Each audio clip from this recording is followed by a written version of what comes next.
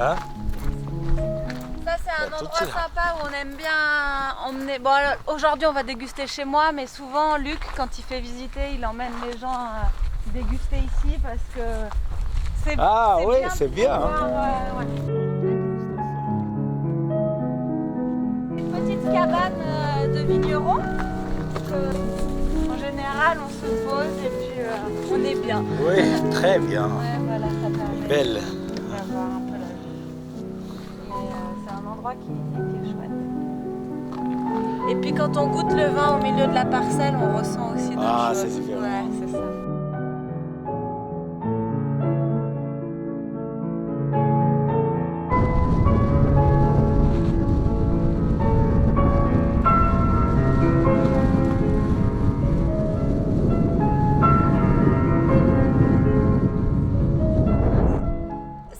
La spécificité de Cornas. Cornas, c'est plein de petites parcelles qui sont cachées dans la forêt. En face, juste ça, c'est Saint-Joseph.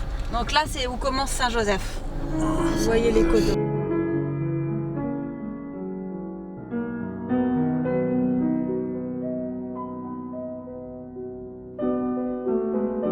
Cornas, c'est tout petit. Cornas, c'est un village, alors que Saint-Joseph, c'est 27 villages. 27 villages. Ouais, c'est beaucoup plus grand. Voilà.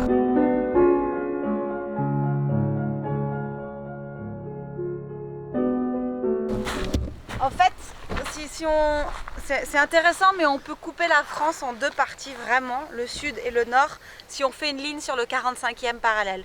Et le 45e parallèle, il passe juste ici, au nord de Valence. Donc Cornas, on est vraiment à la limite. Et on le voit quand on conduit de Paris et qu'on descend à Marseille.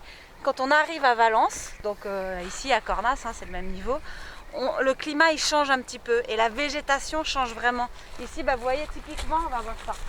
Ça, c'est les deux marqueurs qui montrent qu'on arrive au sud. Ça, c'est du chêne vert et ça, c'est du genévrier cad.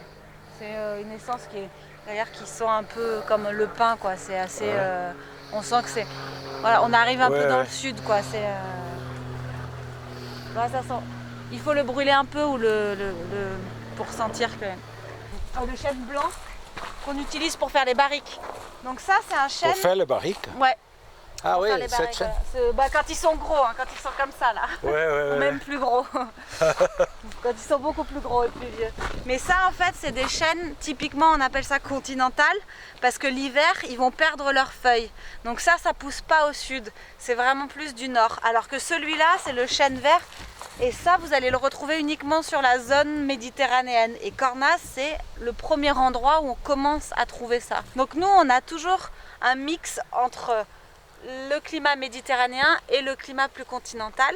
Et ce qui fait que dans les vins, ça se retrouve souvent. Et moi, j'ai plein de sommeliers qui viennent et qui me disent à chaque fois « Mais Cornas, il y a toujours un côté un peu épice, encens, et justement un peu cette odeur là du genévrier. » qu'on ne retrouve pas plus au nord, même si on est sur le même sol granitique, sur Côte-Rôtie, on ne va pas avoir ce côté, voilà.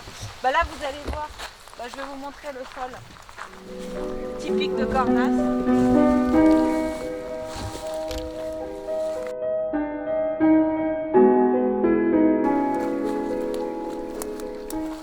En fait là, voilà. Vous avez, donc ça c'est vraiment le sol typique de Cornas, c'est un granit décomposé qui a beaucoup d'oxyde de fer, c'est pour ça que c'est très rouge. Et nous on appelle ça du gore, G-O-R-E, parce que c'est un granit spécifique qui est très friable, vous voyez. C'est une grosse roche et voilà, ça c'est typique, ça c'est Cornas.